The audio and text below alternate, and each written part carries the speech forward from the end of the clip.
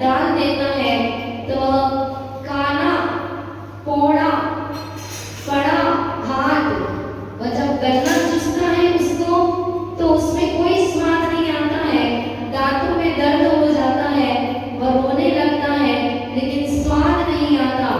लेकिन उसका बीज निकाल करके पुनः खेत में डाल देता है तो एक लहलहाता बहुत सुंदर वह मोटा अच्छा घना रस लिए हुए वह पुनः गन्ना तैयार हो जाता है। लेकिन कब तैयार होता है? जब उसकी योग्य वह खेत में उपजाऊ भूमि हो, खाद अच्छी हो, खेत अच्छा हो, बुआई अच्छी हो और वह सही तरीके से खेत में पानी हवा धूप आदि जब लगती है तो वही बीज अच्छा बन जाता है। आचार्य भगवंत कहते हैं यह शरीर, यह मनुष्य पर्याय, यह भी इसका सदुपयोग और दुरुपयोग, यह काना पौड़ा बड़ा हाथ जो चूसे तो रोवे।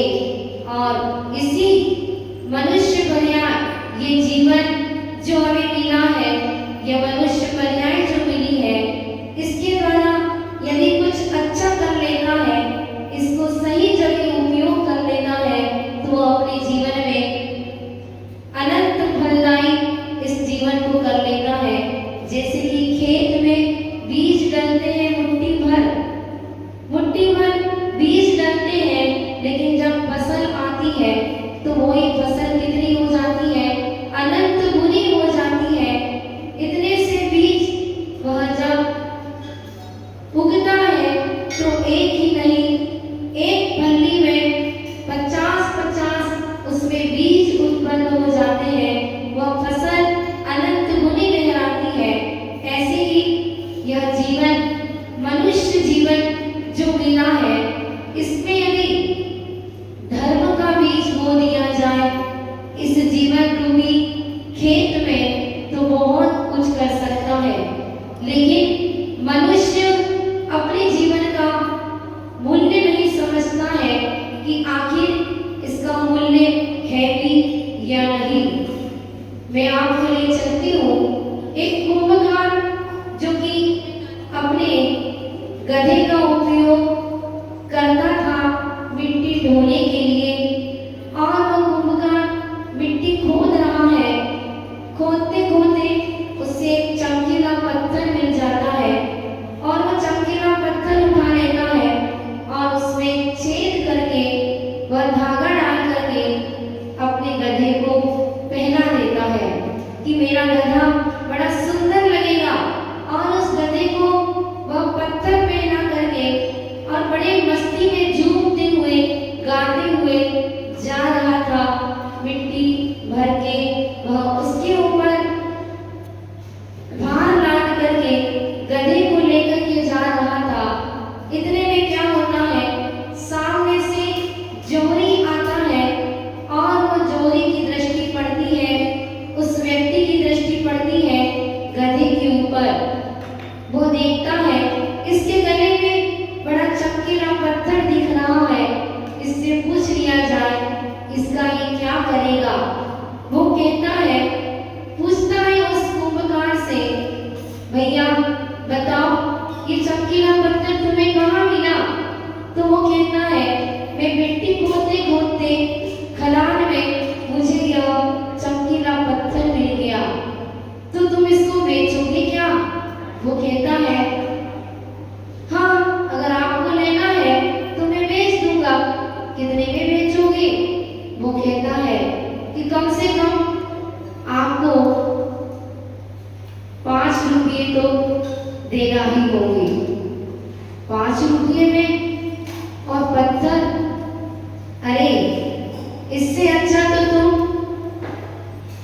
ये तो पत्थर है, इसकी कोई कीमत तो है नहीं है, तुम्हें तो फ्री में मिला है, तुम मुझे 2 रुपये में दे दो।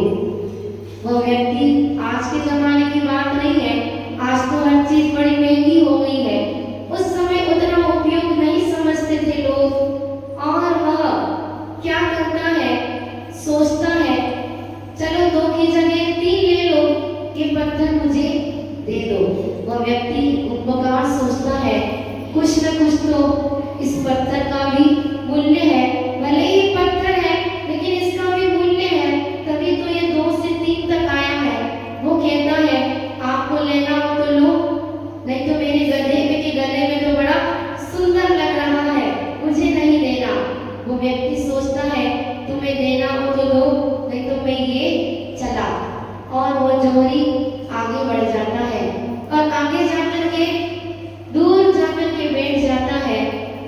और इधर क्या होता है, इतने में एक दूसरा व्यक्ति निकलता है वहां से।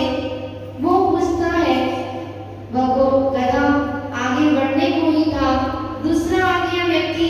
वो पूछता है भाई साहब ये गधे के गले में जो तुमने चमकीला पत्थर पहना के रखा है ये तुम बेचोगे क्या?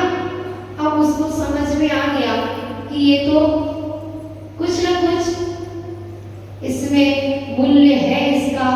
तो वो व्यक्ति कहता है, कुंभकार कहता है हाँ मैं बेचता तो चाहता हूँ, क्या कीमत में बेच दोगे? वो कहता है 100 रुपये लगेंगे। कितने रुपए लगेंगे? 100 रुपये लगेंगे। वह जोहरी अपनी जेब से 100 रुपये निकालता है और उसको पकड़ा देता है। वह व्यक्ति उस वस्तु को लेकर के चला जाता है। वह जोहरी जो पहले गया था वो लौट करके आता है, पूछता है, जब अपने काम करके लौट रहा था इधर से वो लौट रहा है कुंभकार, और वो जो पहले वाला जोहरी है वो उधर से आ रहा था। उसने पूछा क्यों भाई क्या हुआ? एक गले में जो पत्थर चमकीला था वो कहाँ गया? वो कहता है मैंने तो उसको बेच दिया। कितने में बेच दिया? अरे मैंने तो उसको 100 रुपये में बेच दिया। ओहो कैसे मूर्ख हो, तुम्हें नहीं मालूम वो पत्थर नहीं था, वो तो एक हीरा था, हीरा, और तुमने इतने सस्ते में उसको बेच दिया, तुम तो मूर्ख हो। अब वो कुंभकार कहता है कि मैं तो जोहरी भी नहीं हूँ, मैं तो ठहरा कुंभकार, मुझे मेरी दृष्टि में तो यह पत्थर ही है, और पत्थर समझ के भी मैंने तो कम से कम 100 रुपये कमा लिए, लेकिन आप तो जोहरी थे। जोहरी होने के बाद आप परख भी जानते थे कि ये हीरा है, ये भी जानते थे, और हीरा है ये जानने के बाद भी आपने 5 रुपये में नहीं खरीदा। तो मूर्ख मैं हूँ कि आप मूर्ख हैं? मैं अगर मूर्ख हूँ तो आप तो वहाँ मूर्ख हैं। बंधुओं वह महामूर्ख था उस व्यक्ति जोहरी ने की। ऐसे ही हम भी बहुत बड़े जोहरी हैं। आचार्य भगवंत कहते हैं सबकी गांठी लाल है, लाल बिना ना कोई। यह सबकी गांठी में लाल है, लाल बिना ना कोई। जगत भयो कंगाल है, गांठ खोल कर देख। मतलब सबकी गांठी एक गठरी होती है। पहले जमाने में गुदड़ी के लाल कहलाते थे, बाहर से बड़े गरीब दिखते थे, लेकिन लाल को कहाँ रखते थे? गुदड़ी के अंदर छुपा के रखते थे, सुरक्षा करते थे। ऐसा वो लाल, यह हीरा, बाहरी हीरे की कीमत तो हर कोई जानता है, लेकिन हमारे भीतर वो आत्म तत्व, वह रत्नत्रय धारण करने की योग्यता वाला हीरा, जिसके पास हर एक व्यक्ति के पास यह हीरा है, अनमोल हीरा है, जिसके द्वारा हम क्या कर सकते हैं? इसके द्वारा हम हमेशा हमेशा के लिए सुख प्राप्त कर सकते हैं। भिखारी की तरह दर दर भटकने की हमें आवश्यकता नहीं है, किसी से कुछ मांगने की आवश्यकता नहीं है।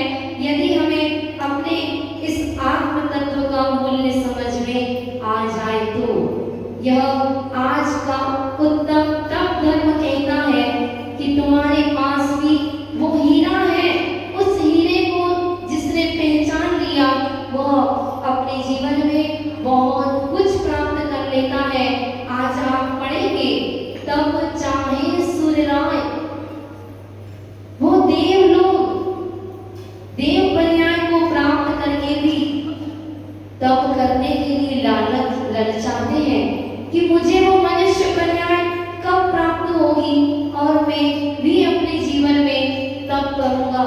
लोकांतिक देव जब भगवान को वैराग्य होता है तो नीचे आ जाते हैं तप की अनुमोदना करने के लिए कि आप जो वैराग्य धारण करके तप करने के लिए जा रहे हैं, धन्य है आप, धन्य है आप। और जब पालकी उठाने की बात आती है, पंचकल्याणक में आप लोगों ने वो दृश्य देखा होगा।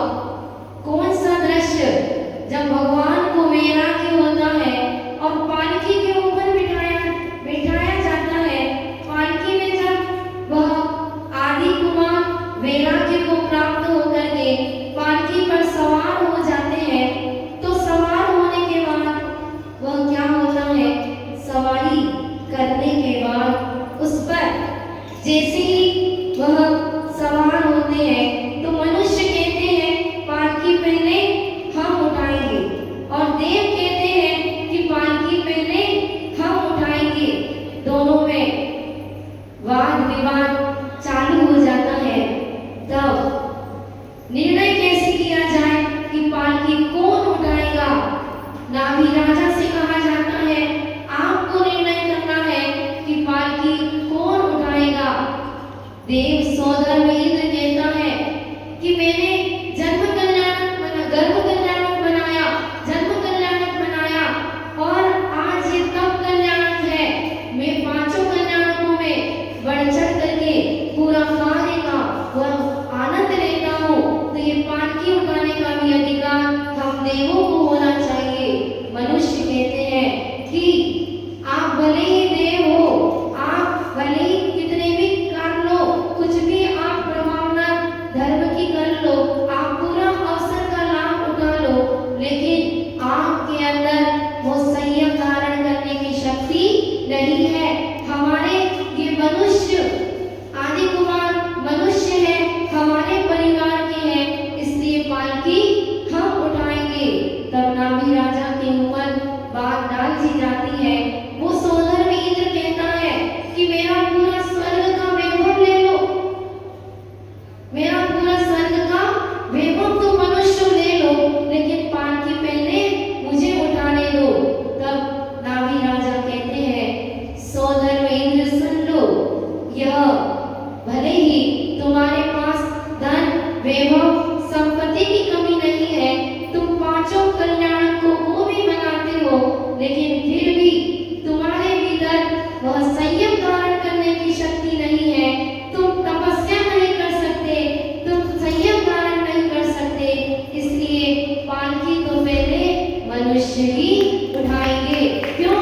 क्योंकि मनुष्य के अंदर तप धारण करने की शक्ति है, संयम अंगीकार करने की शक्ति है, और वह पालकी पहले मनुष्य उठाते हैं। 7 कदम भगवान को पालकी में बिठाकर 7 कदम मनुष्य ले जाते हैं, और वह फिर पालकी किसको सौंप दी जाती है? वह पालकी देवों को सौंप दी जाती है। बंधुओं, यह पर्याय जिसको पाने के लिए तप चाहे सुरराय, कर्म शिखर को वज्र है। ये कर्म रूपी पर्वत को तोड़ने के लिए वज्र के समान तप होता है। तब आखिर माता जी ये मनुष्य पर्याय में इतना सब तप करने की आवश्यकता क्या है? तो आचार्य भगवंत कहते हैं यदि तुम्हें घी भी चाहिए पड़ता है तो तुम्हें पहले क्या करना पड़ता है? दूध खरीदना पड़ता है। दूध खरीद करके तपाना होता है, तो दूध को हाथ में लेकर के आते हो क्या? किस में लाते हो? बर्तन चाहिए पड़ता है। बिना बर्तन के दूध ठहरेगा नहीं, और दूध बर्तन में लेकर के वह उसमें से घी निकाल लोगे क्या? नहीं। घी निकालने के लिए आपको और क्या करना पड़ता है? वह बर्तन में दूध भरने के बाद आपको अग्नि में तपाना पड़ता है, और तपाने भर से भी दूध में से घी नहीं निकलता। वह अग्नि में तपाने के बाद, दूध को तपाने के बाद उसे जमाना होता है।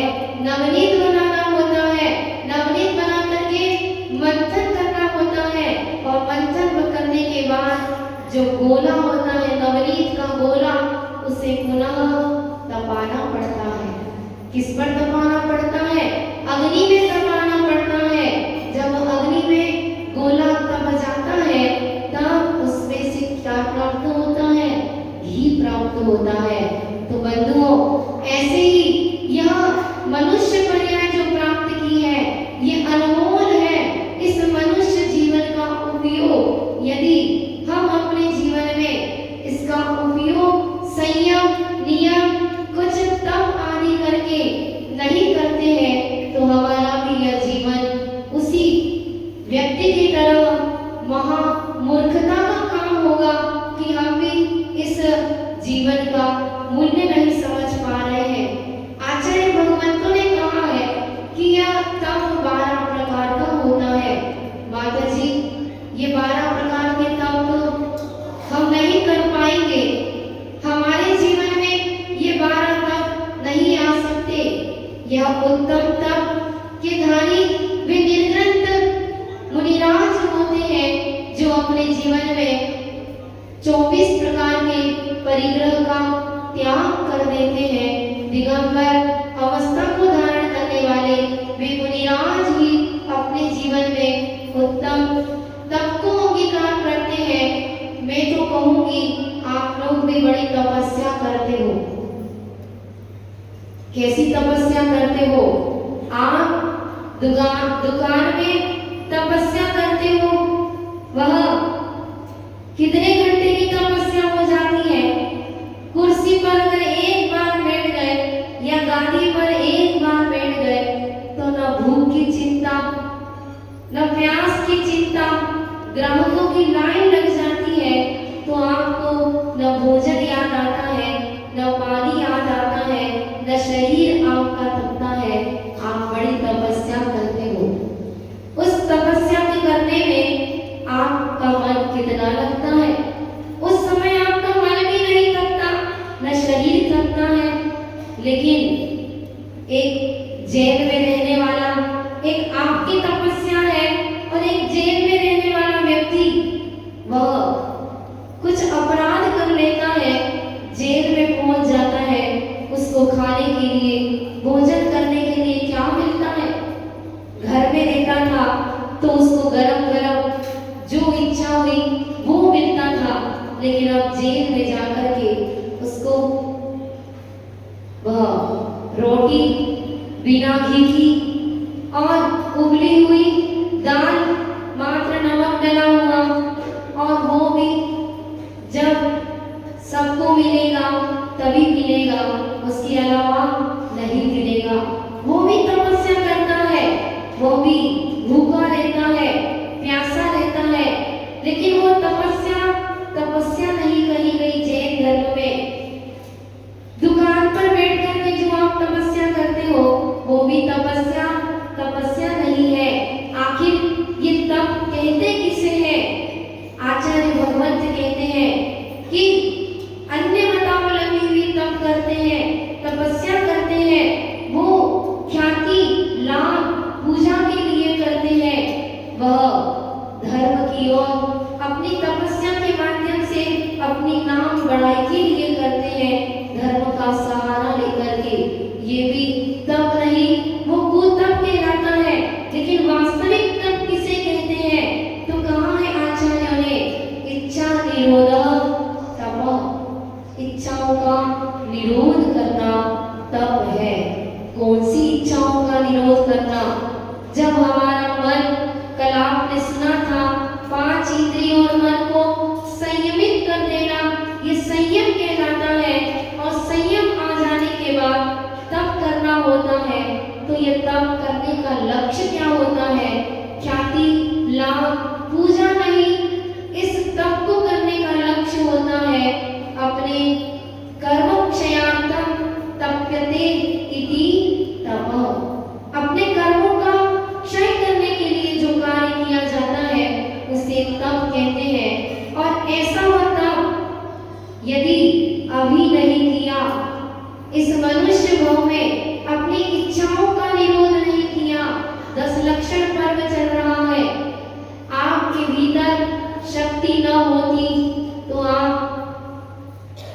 365 दिन जैसे अपनी इच्छाओं के अनुसार जब इच्छा हुई मुंह में डाल दिया, जब पानी पीने की इच्छा हुई पानी पी लेते थे, जब भोजन करना होता भोजन कर लेते थे, किसी मित्र के यहाँ गए नाश्ता कर लिया, कहीं और गए तो चाय पी ली, कहीं और गए तो पुनः नाश्ता कर लिया, कोई ठोर ठिकाना नहीं था।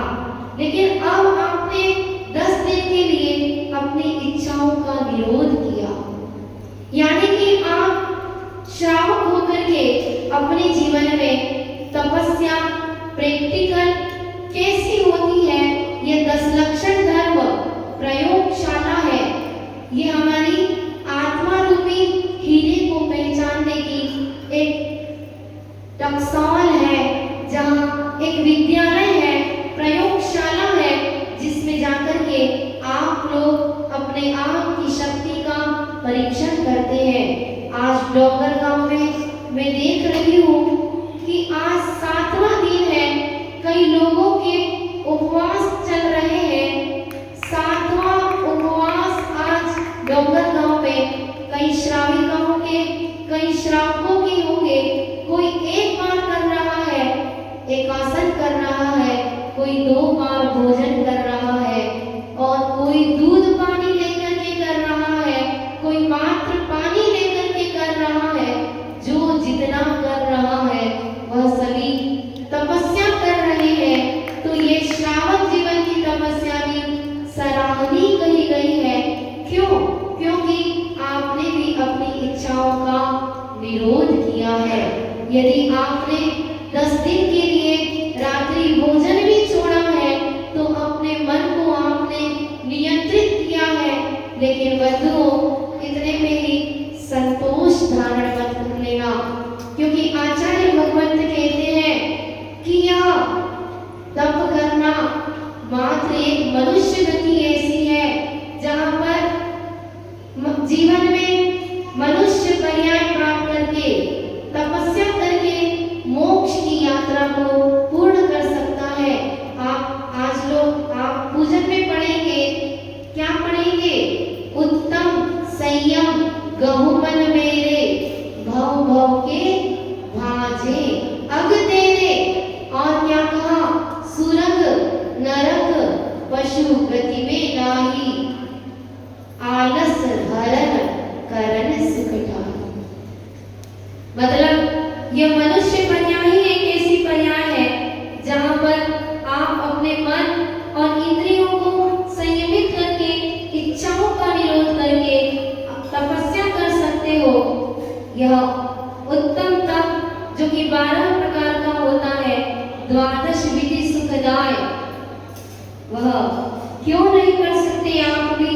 क्योंकि क्यों न करें निज शक्ति सम। आप भी अपनी अपनी शक्ति के अनुसार इसे कर सकते हैं। और यदि इस भाव में हमने इस मनुष्य पर्याय को, इसके महत्व को नहीं समझा, इस अनमोल नर पर्याय को नहीं समझा, तो कहा गया है ढाही धारा मनुष्य तन महादुर्लभ, सुकुल आयु निरोगता, श्री जैन वाणी तत्व ज्ञानी, भई विषय प्रयोगता, अति महादुर्लभ त्याग विषय कषाय, क्यों जो तप आदरे, नर भव अनुपम कनक घर पर, मणि मई कल साधरे।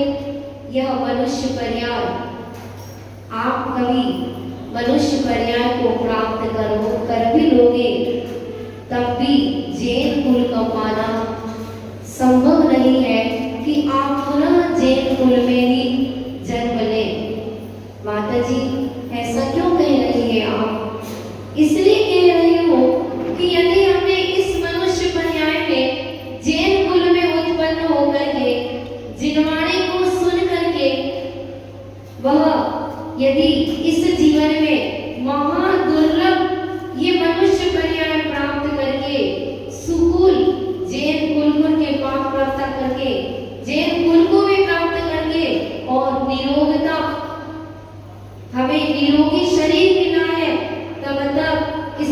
जीवन में कुछ कर लेना चाहिए, क्योंकि ये महादुर्लभ है मनुष्य पर्याय का प्राप्त करना। इस बार आपने प्राप्त कर ली है, इसका यदि सदुपयोग नहीं किया, जो जिस चीज का सदुपयोग नहीं करता है वो चीज उसे वो दोबारा नहीं मिलती। इन आंखों का उपयोग दर्शन करने में नहीं करके यदि पंचेंद्रिय के विषय कषायों में कर लेता है तो ये आंखें पुनः वह इसकी दुर्लभता अभी समझ में नहीं आती। जो लोग देव शास्त्र गुरु का अभिनय कर देते हैं, उनकी निंदा कर देते हैं और यह मनुष्य पर्याय प्राप्त करके भी इसकी धर्म की अभिनय कर लेते हैं, तो ये जैन कुल पुनः प्राप्त नहीं होता। कई लोग अभी इस 10 लक्षण पर्व में भी जैन धर्म में जैन कुल में जन्म लेने के बाद भी जिनको जैन कुल का महत्व समझ में नहीं आ रहा, वो अभी भी घर में बैठे होंगे, पेपर पढ़ रहे होंगे, चाय पी रहे होंगे, नाश्ता कर रहे होंगे, वह कहीं पर जाकर के कुछ और कर रहे होंगे। यह सब करना तो बड़ा सरल है, लेकिन ये 10 लक्षण पर्व में तपस्या करना, किसके लिए तपस्या करना? बात चल रही थी घी को तपाने के लिए, वह घी बनाने के लिए, घी को प्राप्त करने के लिए भगोने की आवश्यकता है। ऐसे ही ये शरीर नहीं होगा, मनुष्य पर्याय नहीं होगी। फिर अगर देव गति में चले जाओगे और फिर सोचोगे कि अरे मैंने क्या कर लिया, मनुष्य पर्याय में मैंने तपस्या नहीं की, मेरे मित्र ने हर वर्ष 10 उपवास लिए थे, वो भी देव गति में आया है और मैं भी देव गति में आया हूँ। मैंने उस मनुष्य पर्याय में उसका महत्व नहीं समझा, तो मुझे क्या हुआ? मैंने देव पर्याय तो प्राप्त कर ली, लेकिन पर्याय प्राप्त करने के बाद भी मुझे वाहन बन करके वह सोदर इंद्र की आज्ञा में ऐरावत हाथी बन करके जाना पड़ रहा है। एक देव को वाहन बनना पड़ रहा है और दूसरा देव उस पर सवार होकर के वह उसका उपभोग कर रहा है, आनंद ले रहा है। ये क्यों हुआ ऐसा? क्योंकि यहाँ पर वह हमने नहीं किया जो करने योग्य था, तो वह अपने जीवन में तपस्या करने के लिए शरीर का आलंबन आवश्यक है। ये मनुष्य पर्याय प्राप्त करके ये जो औदारिक शरीर मिला है, ये काना फोड़ा पड़ा हाथ जो चूसे तो रोवे। यदि पंचेंद्रिय के विषय कषायों में इस शरीर का उपयोग कर दोगे, जब आपके भीतर मंदिर दुकान में बैठने में 5 घंटे दुकान में बैठने की शक्ति है, तो मंदिर में आकर के 10 मिनट बैठने की शक्ति भी हो सकती है। तो आपको क्या करना है? इतनी तपस्या तो आप कर सकते हैं कि घर से दुकान जा सकते हो, तो घर से मंदिर भी आ सकते हो। घर में जाकर के आप धन का आदर करते हो, धन का सम्मान करते हो, तो मंदिर आकर के धर्म का भी आदर कर सकते हो, धर्म का भी सम्मान कर सकते हो। सम्मान कैसे होता है? धर्म अपने जीवन में जब आता है तभी कहलाता है कि हमने धर्म का सम्मान किया। और ऐसा सम्मान, कैसा सम्मान कि आप अपने जीवन में नियम लेने, तपस्या के रूप में इतना ही करने लगे कि मैं 10 दिन नहीं 365 दिन, कितनी भी कोई कष्ट क्यों ना हो, यदि शरीर मेरा साथ देगा तो मैं रोज मंदिर जाऊंगा, रोज अभिषेक करूंगा, पूजा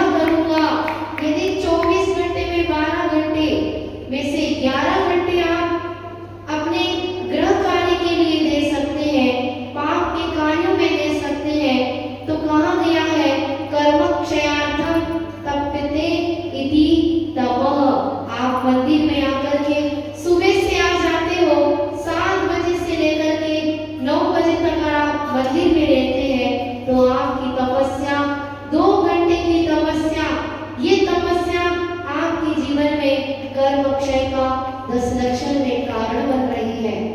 लेकिन व्यक्ति सोचता है कि मैं तो 10 दिन में धर्म कर लूंगा, बाकी 365 दिन कोई मतलब नहीं, कोई आ जाए कोई चला जाए, कुछ भी होता रहे, 365 दिन मेरे पास समय नहीं है।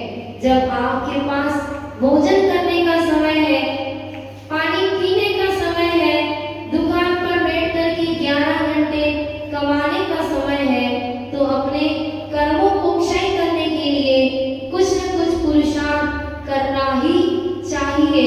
नहीं तो ये मनुष्य पर्याय, इस बार यदि आपने इसका महत्व नहीं समझा तो पुनः ये मनुष्य पर्याय, दुर्लभ पर्याय मिले न मिले, संकेत हर समय होते रहते हैं। पूरी जिंदगी व्यक्ति कहाँ खो देता है। एक बार क्या हुआ, एक व्यक्ति जा रहा था पैदल, साथ में एक राहगीर बिल्कुल काला, वह पहचान में नहीं आ रहा था। एक व्यक्ति उसके साथ हो गया। वो राहगीर पूछता है, भाई आप कहाँ जा रहे हो? मैं भी उसी जगह जा रहा हूँ जहाँ आप जा रहे हो। तो आप किस लिए आए हो? मैं तुम्हें लेने के लिए आया हूँ। तुम कौन हो? वह कहता है, मैं तो यमदूत हूँ, मैं तो काल हूँ, मैं तो तुम्हें लेने आया हूँ। वह व्यक्ति कहता है, भाई तुम मेरे साथ साथ चलते तक आधा रास्ता पार कर चुके हो। कोई व्यक्ति किसी के साथ 7 कदम भी चलता है तो उसका मित्र बन जाता है। तुम भी मेरे सच्चे मित्र हो। भाई इस बार छोड़ दो, अगली बार जब भी आओगे मैं तैयार रहूंगा, लेकिन तुम मुझे पत्र दे देना, एक पत्र भेज देना और पत्र के माध्यम से मुझे सूचित कर देना कि मेरा समय आ चुका है। वह व्यक्ति कहता है ठीक है, और वो चला जाता है। अब क्या हुआ, निकल गए 10, 15, 20 साल और आ गया वह पुनः। आज तो आपको चलना ही होगा। वो कहता है, आप तो मित्र थे मेरे, आपने वादा किया था कि मैं पत्र भेजूंगा और आपने एक भी पत्र नहीं भेजा। 20-25 साल हो गए और आप सीधे मुझे लेने के लिए आ गए। वो कहता है, भाई मैंने पत्र तो भेजा, लेकिन क्या करूं, तुम्हें फुर्सत ही नहीं है पढ़ने के लिए, तुमने पढ़ा ही नहीं मेरा पत्र, तो मैं क्या करूं? वो कहता है, कैसा आप मेरे साथ धोखा कर रहे हैं। मैं इतना तो नहीं कर सकता कि आप पत्र भेजो और मुझे न मिले और मैं न पढ़ूं। तब वह यमदूत कहता है कि मैंने सबसे पहला पत्र भेजा तुम्हें, तुम्हारे बाल काले से सफेद हो गए। पहला पत्र भेजा था, तब भी तुमने क्या किया? वह नाई की दुकान पर जाकर के डाई करा करके आ गए। तुमने बाल सफेद से वापिस काले करा लिए। दूसरा पत्र मैंने भेजा, तुम्हारे दांत गिर गए तो भी तुम नहीं संभले। दूसरा पत्र भेजा, तब भी तुम्हें इतना शौक खाने पीने का, चबाते नहीं बनता था, तो तुम डॉक्टर के पास गए और बत्ती सी लगा करके आ गए। तब भी तुम संभले नहीं, तो मैं क्या करूं? तीसरा पत्र फिर भेजा, तुम्हारी आंखों की रोशनी कम हो गई, दिखने में कुछ दिख नहीं रहा। फिर भी डॉक्टर के पास जाकर के तुम चश्मा लगा करके आ गए, तो मेरी क्या गलती? यह 3 बार मैंने पत्र भेजा और एक चौथा पत्र मैंने और भेजा। हार्ट अटैक भी तुम्हें आया, तुम्हें वह नॉर्मल हार्ट अटैक आया,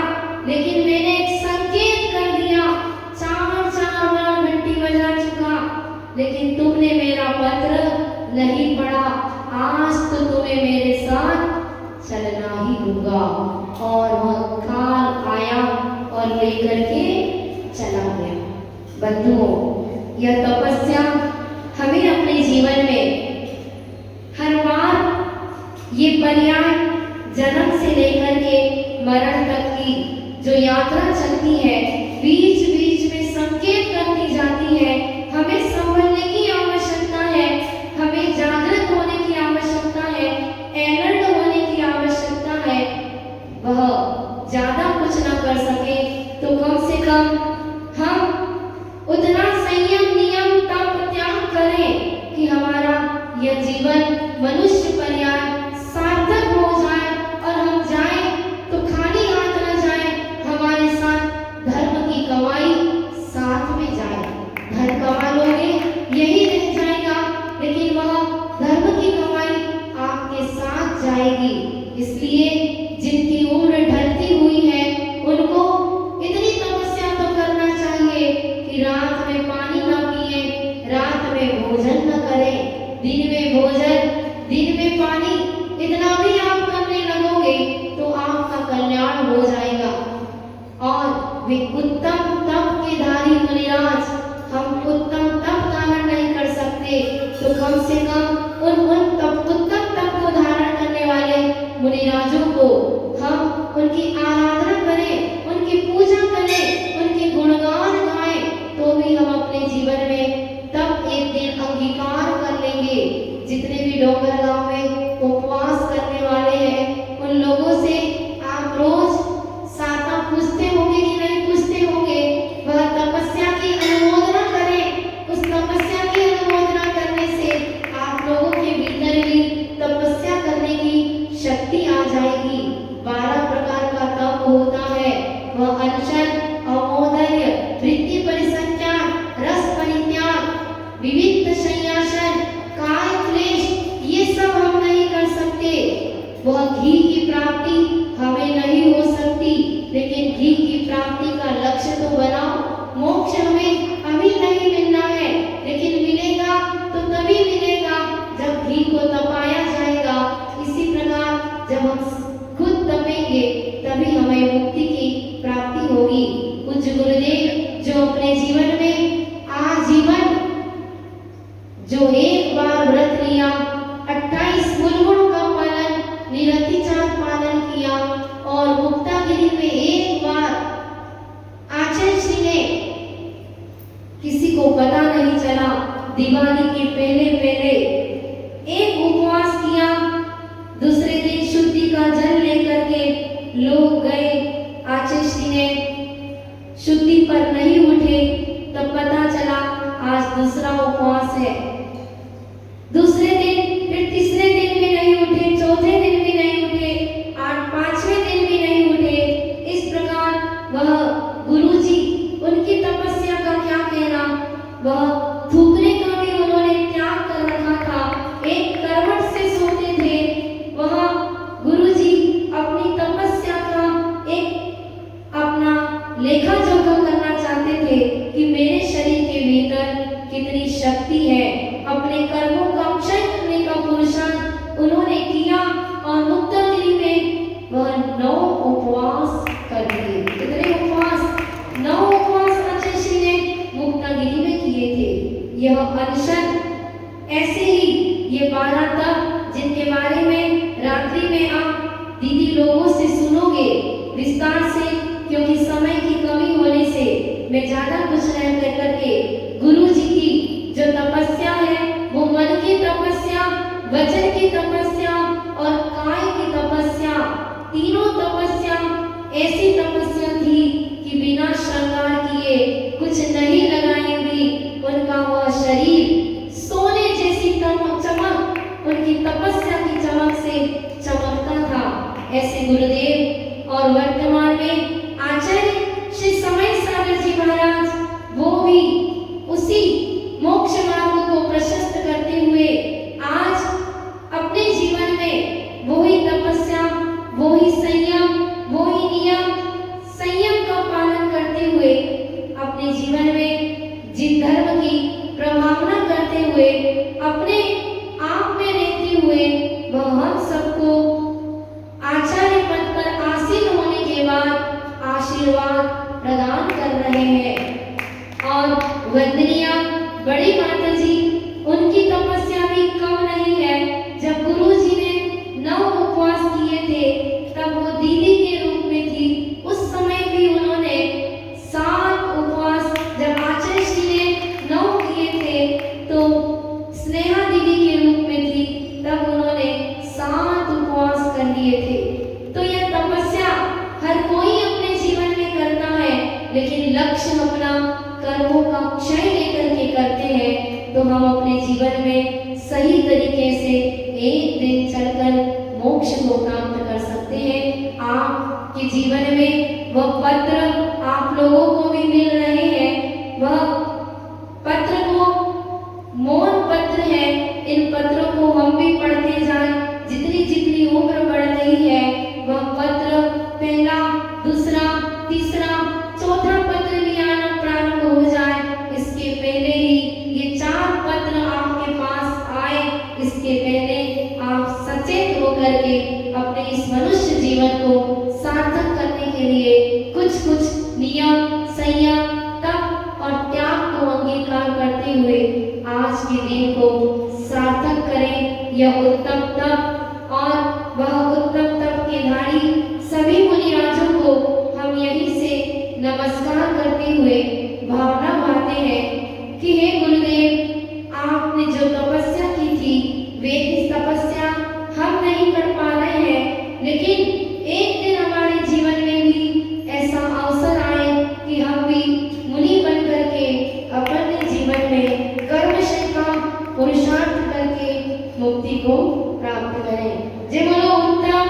तप धर्म की।